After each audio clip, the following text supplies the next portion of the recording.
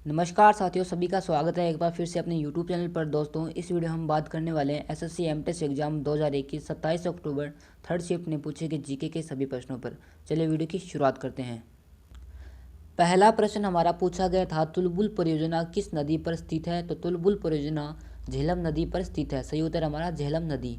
अगला क्वेश्चन पूछा गया था, प्रकाश वर्ष किसका मात्रक होता है? प्रकाश वर्ष दूरी का मात्रक होता है। सही उत्तर हमारा दूरी। नेक्स्ट क्वेश्चन पूछा गया था, हीरे के चमक का कारण क्या है? हीरे की जो चमक है उसका कारण है प्रकाश का पूर्ण आंतरिक परावर्तन। सही उत्तर हमारा प्रकाश का पूर्ण आंतरिक परावर्तन। अगला क्वेश्चन पूछा गया था, विक्टोरिया जलप्रपात किस नदी पर स्थित है? विक्टोरिया जलप्रपात जेमबेजी नदी पर स्थित है। सही उत्तर हमारा जेमबेजी नदी। अगला क्वेश्चन पूछा गया था, हमारे संविधान के अनुच्छेद 1 में क्या वर्णित है? हमारे संविधान के अनुच्छेद 1 में वर्णित है भारत को राज्यों का संघ है। सही उत्तर हमारा भारत राज्यों का संघ है।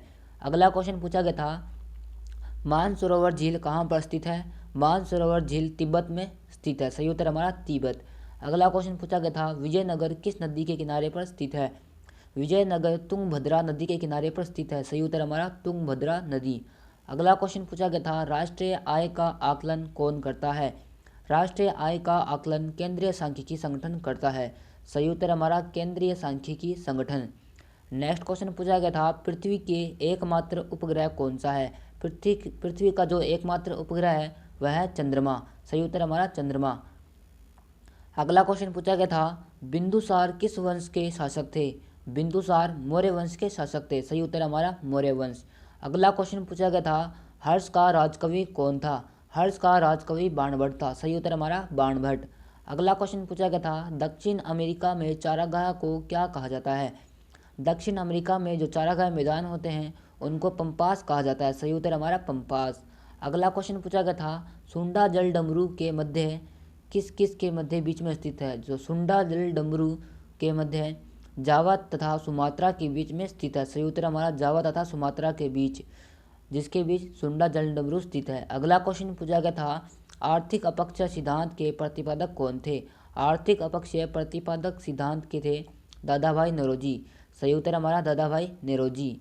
अगला क्वेश्चन पूछा गया था, भारतीय राष्ट्रीय कांग्रेस के प्रथम मुस्लिम अध्यक्ष कौन थे? भारतीय राष्ट्रीय कांग्रेस के प्रथम मुस्लिम अध्यक्ष का नाम बदरुद्दीन तैयबजी था। सही उत्तर हमारा बदरुद्दीन तैयबजी। अगला क्वेश्चन पूछा गया था, भारत में सर्वप्रथम स्वर्ण मुद्राएं किसने चलाई थी? भारत में सर्वप्रथम स्वर्ण मुद्राएं चलाई थी यूनानियों ने। सही उत्तर हमारा यूनानियों। अगला क्वेश्चन पूछा गया था, भारत में शुद्ध सोने के सिक्के किस वंश के शासकों ने चलाया था? भारत में शुद्ध सोने के सिक्के कुषाण वंश के शासकों ने चलाया था। सही उत्तर हमारा कुषाण वंश। अगला क्वेश्चन पूछा गया था, रोम शहर किस नदी के किनारे पर बसा हुआ है? रोम शहर टाइबर नदी के किनारे पर बसा हुआ है। सही उत्तर हमारा टाइबर नदी। नेक्स्ट क्वेश्चन पूछा गया था, सूर्य की ऊर्जा का मुख्य स्रोत क्या है? सूर्य की ऊर्जा का मुख्य स्रोत नाभिकीय संलयन है। सही उत्तर हमारा नाभिकीय संलयन।